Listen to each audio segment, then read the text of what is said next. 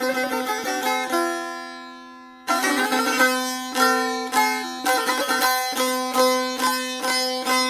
ətəyi Peyğəmbər ətəyi deyiblər. Dağ ətəyinə sığınmış qədim qaim yurtlarımızdan biri, bugün həsrətində olduğumuz Zərzibil deyilən dağdan ağır bir Türk elimiz var idi. Varlısı kasıbı, yaxşısı yamanı ilə öz üzü olan, sonralar Zərkənd adlanan el. Zaman zaman elin sayılan seçilən oğulları, Ulu Məhərrəm kimi səxavətli kişiləri, elin abadlığı üçün can qoyan təsərrüfat rəhbəri Cəmşid kimi oğulları olub. Zərkəndilərin təlim tərbiyəsində, maariflənməsində isə Həbib müəllimin əvəzsiz rolu olub. Həbib Yusifoğlu Səmədov. Həbib müəllim təkcə elin uşaqlarının yeni yetmələrinin, məktəblilərin müəllimi deyildi. O həm də müəllimlərin müəllimi idi.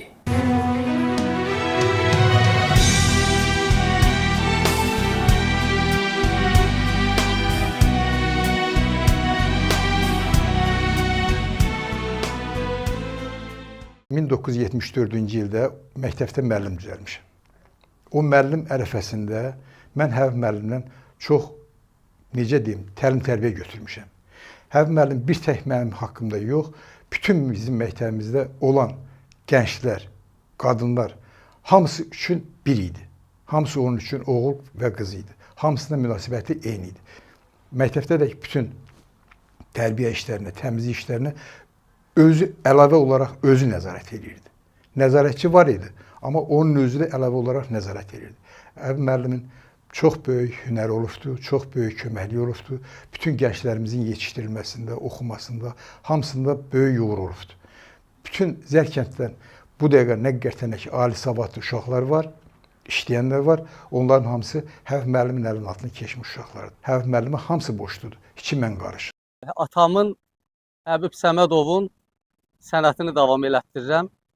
9 övladın içərisində yeganə övlad mənəm ki, onun müəllim sənətini, o şərəfli və çətin sənəti davam elətdirirəm. Məktəbdə müəllimlik sənətinə başlayanda cəmi 4 nəfər məktəbimizdə müəllim olub kəndimizdən. Digər müəllimlər isə başqa kəndlərdən gəlib dərs keçirmiş. Amma onun fəaliyyətindən sonra bizim kəndimiz ali təhsilli orduya çevrildi. Demək olar ki, məktəbimiz Ermənistan SSR-nin ən qabaqcıl məktəbləri sırasında oldu. Hətta Daşnak Partiyasının liderlərindən Minasyan erməni məktəb direktorlarını yığıb əsəbləşib ki, necə ola bilər ki, bu qədər erməni məktəbləri bir dənə Zərkənd Orta Məktəbinin məzunlarının qəbul siyahısı qədər qəbul ola bilmirlər. Mən buna dözə bilmirəm. Mənim gözümdə gözəl insan, çox gözəl pedaqoq, hər cürə istedada malik bir müəllim idi. Bütün kənddəki oxuyanların hamısını ali təhsilli görmək istəyirdi. Onun üçün ali təhsil demək olar ki, ən gözəl prinsip idi. Gözəl qardaş idi. İstiqanlı, qohumcanlı, o bütün oxuyanları elə bilirdi öz balasıdır. Zərkənd kəndində bizim o kənddə birinci ali təhsilli adam Həbib müəllim olub. Birinci ali təhsil görən adam, institut qutaran adam Həbib müəllim olub. Bir şeyin canlı şahidiyəm ki, o məktəbin çöl üzünü elə belə adicə tikmək istədilər. O Həbib müəllim oranın işini bir neçə ay dayandırdı. Yerevandan belə getdi gəldi, o məktəbin qabağını bu saatda da bu televizorda, telefonda göstərilir. Həmin məktəbin qabağını xas elədilər, divarlarını. Birinci o gərək gəlib, eşidədilər ki, filan kəsin uşağı institutda qəbul oldu, gəlib o birinci çatıb o uşağın alından o öpəydi. Ki, mənim fəxrimdir.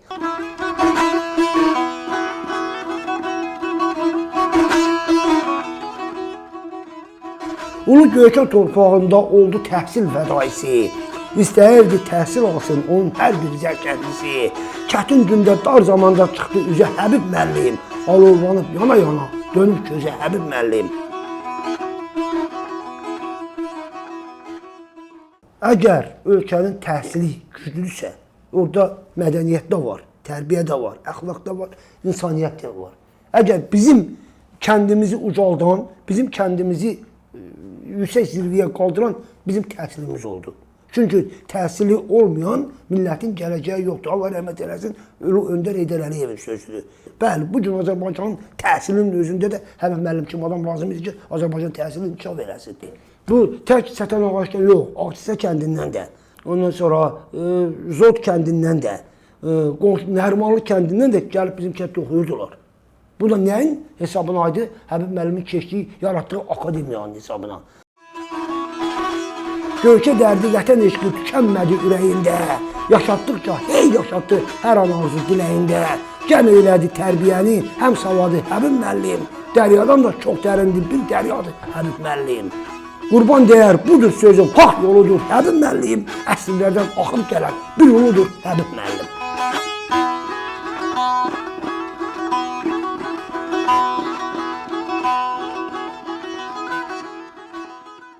Allah rəhmət eləsin. Çox yaxşı olubdu bizim cəmaatı irəli getdi o. Cəmşidlə o bizim cəmaatı elə Cəmşid müdürlükdən o məktəbdən o elə dərs keçirdi ki, 10-cu sinifdən gedib universitetə qəbul olurdular. Həbib müəllim. Allah çox yaxşı olub o. Həbib müəllim çox işgüzar bir insan idi. Allah qəni rəhmət eləsin. Mən də həmin məktəbin 8-ci sinifində kimi orada oxumuşam. Deməli, Həbib müəllimin fədəkarlığı nəticəsində bizim sinifdə oxuyan şagirdlərin 100%-i hamısı ali məktəblərə qəbul olundu.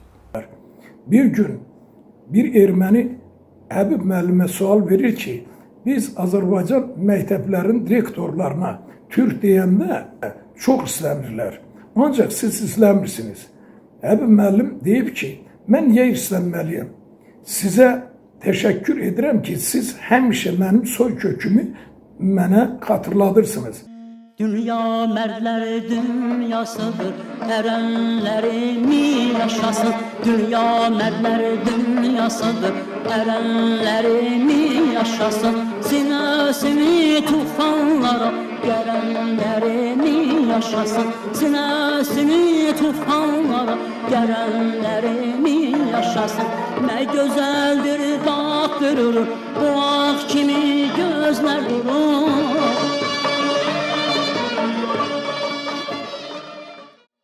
1977-ci ildə Xarici Dillər İnstitutunu bitirərək təyinatla Qərbi Azərbaycanın Basarkeçər rayonunun Zod qəsəbəsinə təyinat almışdım.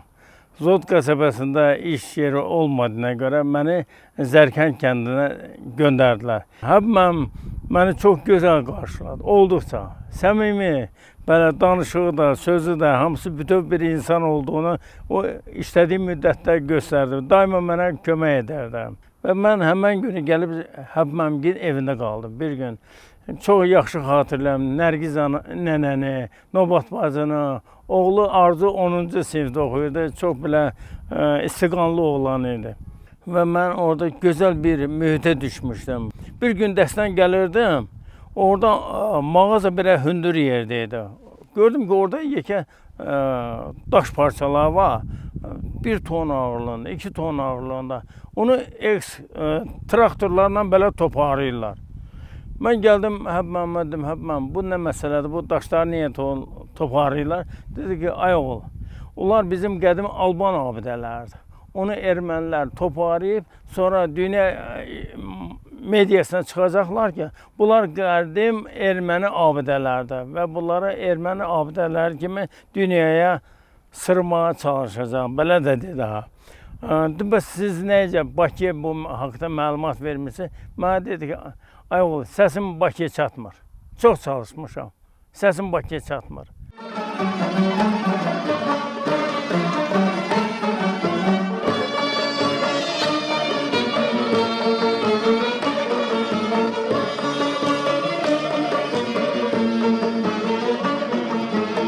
O işində səmimi, həm də ciddi idi. Məktəbdə hər şey yerində, saat kimi işləyirdi. O bütün müəllimlərə kömək eləyirdi. Həmişə onların dərdlərinin, problemlərinin həllinə çalışırdı. Rayon miqyasında, məktəb daxilində. Mən onu dəfələrlə hiss etmişəm. Sonra Həbib müəllimin maarif şöbəsində də çox böyük hörmət var idi. Həbib müəllimin savadına, biliyinə.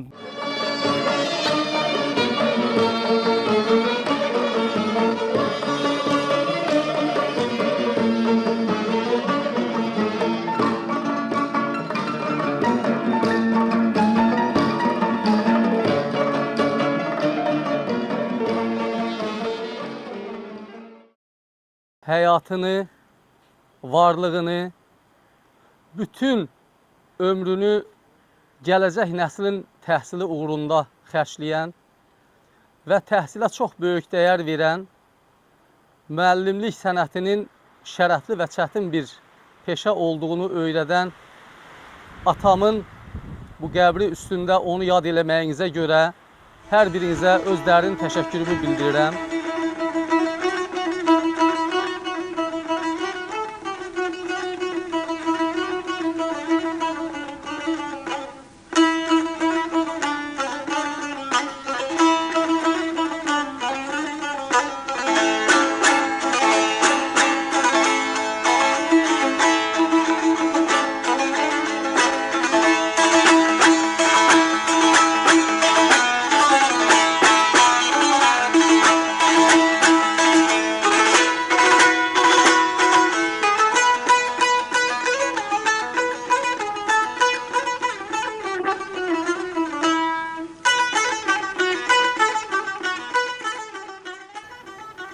Atam vardı, anam vardı, bəxtəvərdik.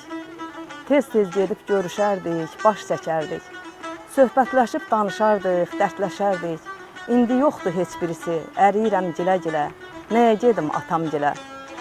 Vaxt var idi, fəxr edərdik atamızla, anamızla. Çox bağlıydıq biz onlara canımızla, qanımızla. Bircə anda ayrı qalmaq heç gəlmirdi ağlımıza. Düşündükcə həmişəlik getdi onlar, bir də geri gəlməyəcək. Sınıq könlüm gəlir dilə, nəyə gedim atamgilə?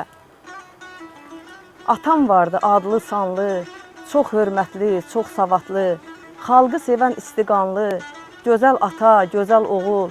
İndi yoxdur, olub nağıl, nəyə gedim atamgilə? Anam vardı çox hörmətli, anam vardı çox ismətli, həm namuslu, həm qeyrətli. Gözəl hörmət qazanmışdı o tayfada. Çox mehriban yanaşardı, həm qohuma, həm də yada. Nabat kimi gəlin yoxdur deyirdilər. İndi yoxdur, qəfil getdi birdən-birə. Nəyə gedim anamgilə? Sanki evlər qalıb bomboş, yox olubdu isti nəfəs. Bu dünya cənnət olsa da, indi olub mənə qəfəs. Yoxdur atam, yoxdur anam. Yoxluğunu bilə-bilə, nəyə gedim atamgilə? Gedişinə çox ağladım, xeyri yoxdur, gəlməyəcək. Qucaqlayıb boynumuzu anan qurban deməyəcək. Bir də heç vaxt çıxmayacaq qarşımıza gülə-gülə. Bu acını, bu gerçəyi bilə-bilə, nəyə gedim atamgilə, nəyə gedim anamgilə?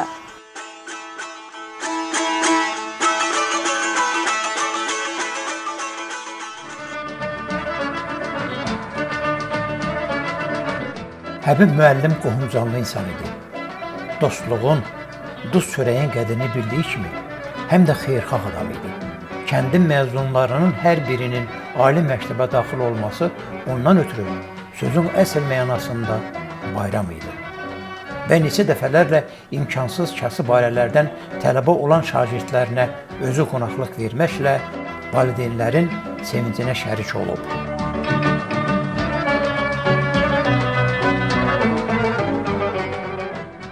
İnandırım sizə, Həbib müəllim bizim kənddə gəlib, bu balaca bir kənddə bu məktəbi qurub, yaradıb, böyüdüb, inkişaf etdirənə qədər digər kəndlərdə demək olar ki, təhsil yox idi. Həbib müəllimin bu fəaliyyətindən sonra artıq digər kəndlər də başladılar bu pedaqoji fəaliyyəti gücləndirməyə, bir növ yarış yarandı kənddə.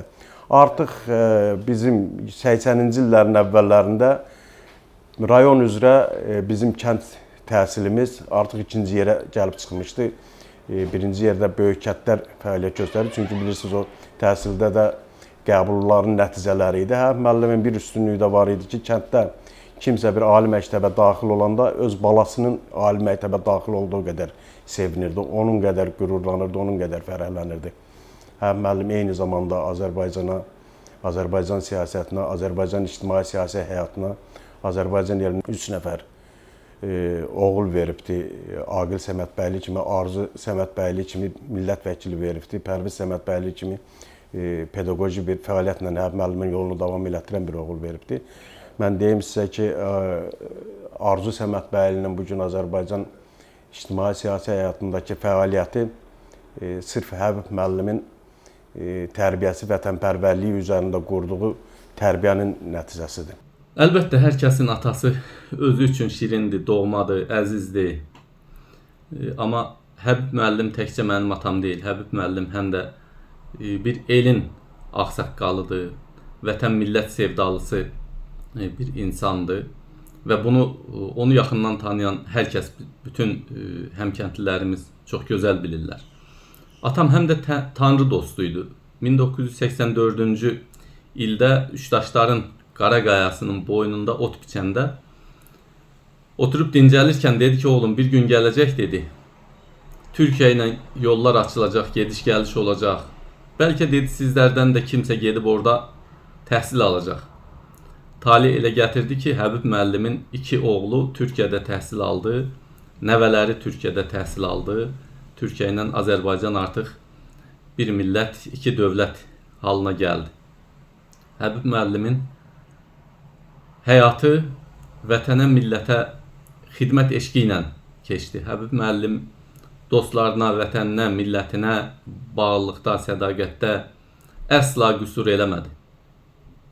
Və atam Həbib müəllimin bizə qoyub getdiyi ən böyük miras onun şərəfli adıdır.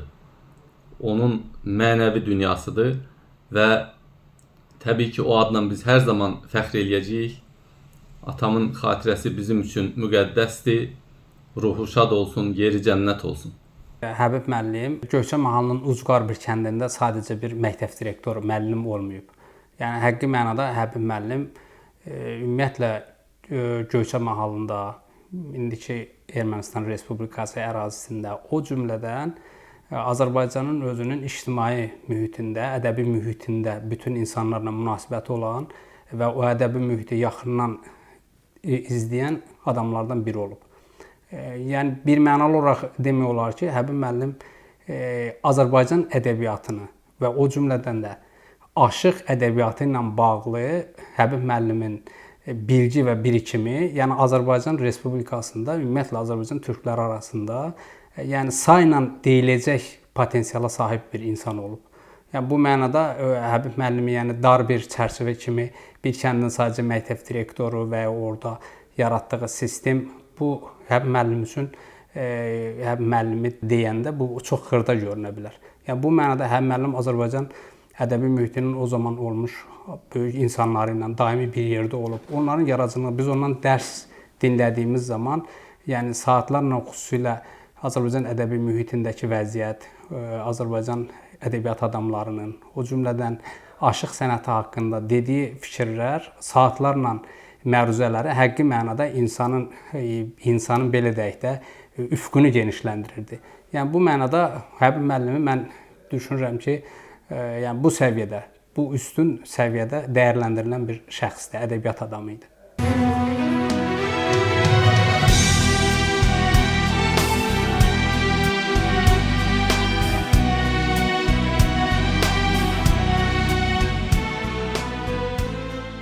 Hara getsəm mənim başım ucadır atamın adı çəkilən yerdə. Mən fəxr eləyirəm ki, mən Həbib müəllimin qızıyam və bütün elimizin, kəndimizin, onu tanıyan hər kəsin ona nə qədər böyük hörməti olduğunu bilirəm və bundan qürur duyuram. Mərifətdə tayin yoxdur dünyada. Təksən bu dünyada, Həbibim mənim. Hal bilən, dərd qanan çoxdur dünyada. Birdürsən dəryada, Həbibim mənim. Dillənən könlümün incə simidir. Hər sözün bizlərə türfə kimidir. Qəlbin dosta açıq süfrə kimidir. Sir verməzsən yada, Həbibim mənim. Sən tək etibarlı hardadır, harda? İmdad diləyəni qoymaz sandarda. Mərifətdən söhbət düşən diyarda, tez düşərsən yada, həbibim mənim.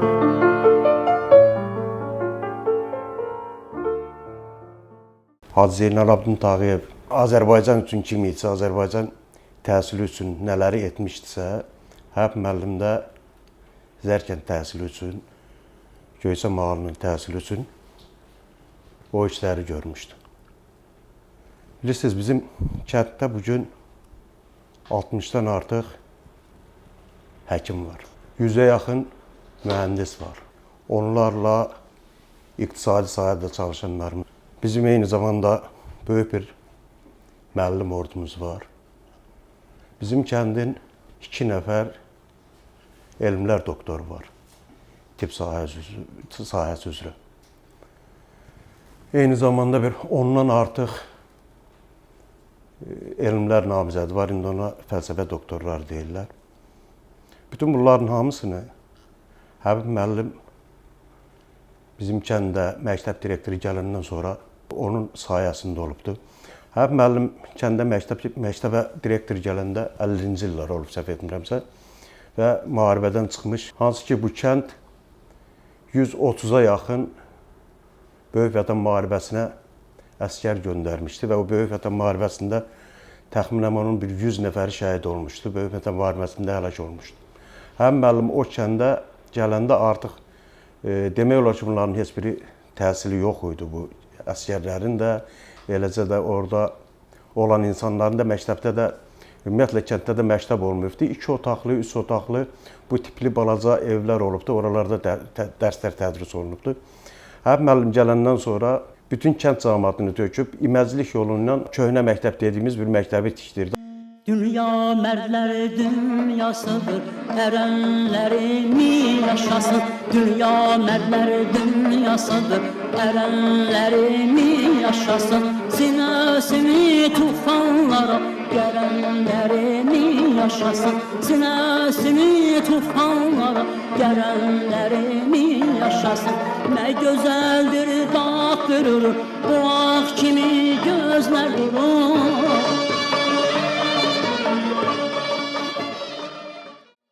1967-68-ci illər olardı. Sentyabr ayının ortaları idi. Məktəbin həyətində oynuyorduk. Gördüm məktəbin həyətinə Moskviç markalı bir maşın daxil oldu.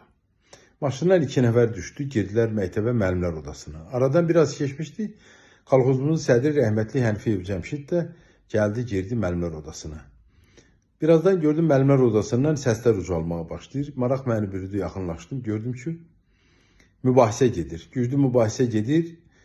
Bu gələn kimsə deyir ki, yox, gərək məktəb heç olmasa 10 gün, 2 həftə bağlansın ki, şagirdlər gedib kolxozçuları tütün toplamaqda yardımcı olsunlar. Xeyli mübahisə etdilər. Həbib müəllim dedi, bir şərtlə razı oluram ki, 1-ci sinifdən 4-cü sinifə qədər uşaqlar getmir. Qalan uşaqlar da 5 gün gedəcək. Görün, bu insan bizim kəndin gənclərinin oxuması, təhsil alması üçün nə qədər fədakarlıq edir. Dünya mərdlər dünyasıdır, ərənlərimi yaşasın. Dünya mərdlər dünyasıdır, ərənlərimi yaşasın. Sinəsini tufanlara gələnlərimi yaşasın.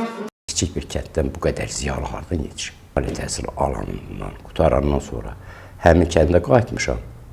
Həmin kənddə 12 il müəllim işləmişəm Qarabağ hadisələrinə qədər. Həbib müəllim mənim müəllimim olub. Mən həmin məktəbdə təhsil almışam, sonra qayıtmışam o məktəbə. Həmin məktəbə qayıdanda o mənlə fəxr eləyib və mən nümunə göstərirdi. Bu, mənə nə lazım idi? O da mənə qanat verirdi. O da mənim üstümdə işləməyi tələb edirdi məndən. Onun tələbələrindən, yəni onun şagirdlərindən, bizim orta məktəbdən Azərbaycanın müxtəlif sahələrində çalışan həkimlər var, mühəndislər var. Məsələn, həkimlərdən bir neçəsinin adını çəkə bilirəm. Məsələn, bu günlərin böyük bir Məşdağa klinikasında başçılıq edən Namiq Nəbiyev, göz sahəsində Qurban İsmailov, Azərbaycan Respublikası Tədris Cərrahiyasında göz klinikasının, göz şöbəsinin rəisi Namiq Məmmədov, məşhur professor Ramiz Bayramov, Rasim Bayramov, İsayev Məhərrəm, İsayev Niyazi. Ondan başqa kənd təsərrüfatının üstünün müxtəlif şöbələrini qutaranlar var idi. Ondan sonra mühəndislər var idi. Məsələn, var idi bizimki Ədalət İsaqov, məsəl üçün İnaqarov göndərilir, getdi Moskvada oxudu, gəldi.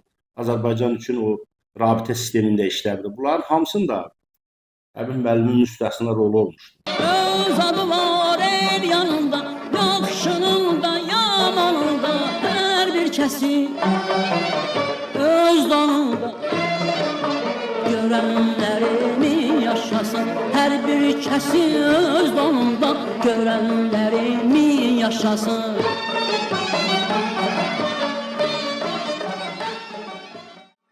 Həbib müəllimin mükəmməl savadlı, təsbkeş bir insan idi. Həbib müəllimin əsas xüsusiyyətlərindən biri o idi ki, çox vətənpərvər idi, həddindən artıq vətənpərvər idi. Bir dəfə müəllimlər odasında yığıldıq, müəllimlər otağındaydı, o da deyirdik biz. Birdən soruşdular ki, ay Həbib müəllim, bu Qarabağ haqqında nə deyə bilərsən? Dedi ki, 88-ci əvvəllər idi. Dedi ki, nə deyəcəm?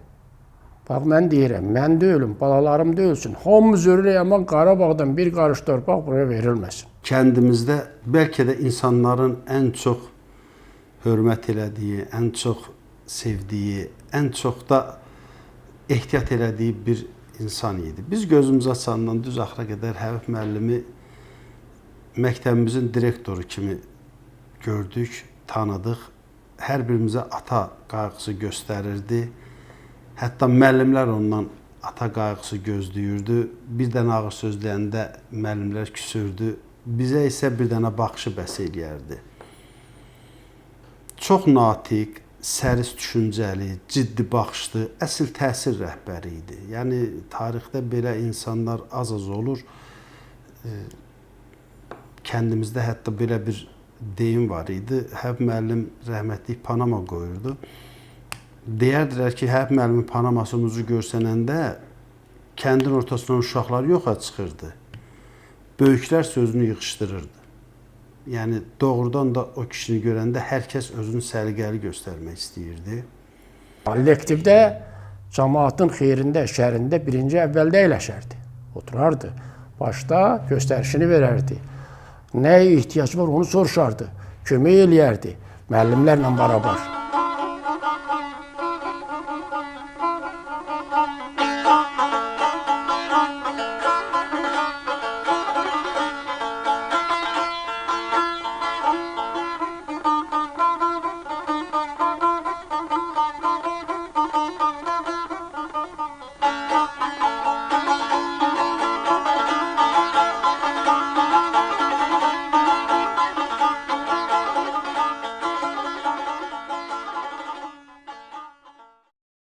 Həmişə çalışırdı ki, valideynlər dərsdə otursun, iştirak eləsin, övladının nə cür oxuduğundan birbaşa xəbərdar olsun və çox hallarda özü də valideynlə bir yerdə otururdu və uşaqlıq xatirələrim kimi mənim də belə anlarım çox olub, hətta sıxılırdım da, amma sonra məndən ötürü bu adiləşdi, çox yaxşı adiləşdi və elə şeylərin olmağında çox müsbət bir hal görürdüm.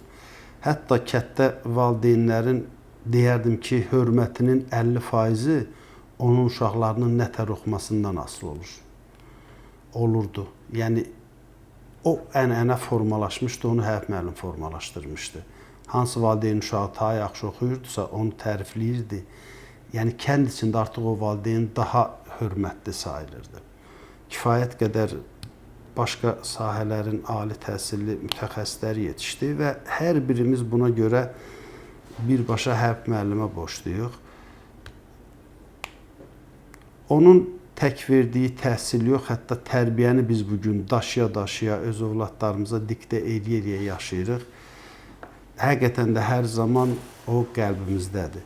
Çox tələbkar, çox, necə deyim, ciddi bir məktəb direktoru idi, müəllim idi. Biz Həbib müəllimdən, biz şagirdlər Həbib müəllimdən həmişə nəyisə düz eləməyəndə Həbib müəllim bunu biləcək deyə ehtiyatlanırdıq. Həbib müəllimin sayəsində bizim müəllimlər də çox ciddi davranırdılar. Onlar da özlərindən məsuliyyət hiss edirdilər. Həbib müəllim bizim məktəbin ucqar bir kənd məktəbi olsaq da, orada elə bir şərait yaratmışdı ki, bizdə təhsilin səviyyəsi digər kəndlərdən, nə bilim, hətta rayon mərkəzindən əsaslı dərəcədə fərqlənirdi. Belə ki, bizdə təhsil alan uşaqların böyük əksəriyyəti ali məktəblərə daxil olurdular. Mən institutda sənəd verəndə fikirləşirdim ki, mən əgər institutda qəbul olmazsam, birinci Həbib müəllim gəlib görürdü, dayanırdı gözümün qarşısında ki, mən Həbib müəllimlə necə üz-üzə gələcəm. Həbib müəllim bizim məktəbin həyatında, bizim kənd cəmaatının, bizim ziyalılarımızın bugünkü gün hər birimizin həyatımızda onun əvəz olunmaz rolu olubdur. Cəmşid Hənəfiyev Oktyabr İnqilabı ordeni verirlər buna. Bu evində məclis qurur. Rayondan aşıqlar gəlir, vəzifəli adamlar gəlir, bir-iki dənə də erməni gəlir təbrikə. O müddətdə Həbib müəllim elə bir məclisi o aparası olur. Məclisi nətər aparırsa bu ermənilər şoka düşürlər. O vaxtı mən uşaq idim. Saat 4-ə qədər məclis olmuşdu. Aşıq Fəthullah, Aşıq Hacı, bunlar hamısı yığılmışdılar Hənəfiyev Cəmşidin evinə. Orada da 2 dənə erməninin Avedi kimiymiş, bilmirəm kimiymişsə gəliblər. Bunlar bunun danışığına deyir, heyran olublar ki, bu savadda, bu dərəcədə insan mı olar? Sümbül müəllim, sizin sözünüzdə qüvvət bir var belə eşitmək, bir də var gözümlə görmək. Deməli, əmim qızının toyudur, universitet müəllimlərində oradadır. Rəhmətli Musayev Səfiyar idi, Xaliq Əlmirzeyev idi və bir neçə başqa müəllimlər də var. Burada Həbib müəllim çıxış elədim. Həbib müəllim çıxışından sonra Xaliq müəllimə söz verdilər. Xaliq müəllim elə mikrofonu götürəndə dedi ki, Səfiyar müəllim, universitet o kişinin yeridir. Dedi, biz gelib düşmüşük, təhsilə düşmüşük. Həbib müəllim Zəlimxan Yaqubla, məsəl üçün, otururdu, o ya onun qonuğu olurdu, ya o bura gəlirdi. Sonra Hüseyin Ariflə Aşıqlar Birliyinin sədri. Məmməd Aslanla mən bir neçə dəfə onu televizorda görmüşdüm. Belə adamları sağlığında dəyərləndirmək lazımdır. Bu mənim individual, subyektiv fikrimdir. Bizim səhvimiz ondan ibarətdir ki, biz bugün Cəmşid Hənəfiyev, ondan sonra Həbib Səmədov haqqında bugün başlayırıq danışmağa. Əfsuslar olsun ki, bu səhv bir metoddur. Bunların yaşamağına çalışmaq lazım imiş. Çox gecikmiş bir addımdır bu. Həbib müəllim kimi adam bəlkə də 100 ildə bir dəfə, Cəmşid Hənəfiyev kimi adam 100 ildə bir dəfə yetişib. Cəmşid Hənəfiyevdir, Həbib Səmədovdur. Bunlar Zərkənd cəmaatının xatirəsində həmişə yaşayacaq.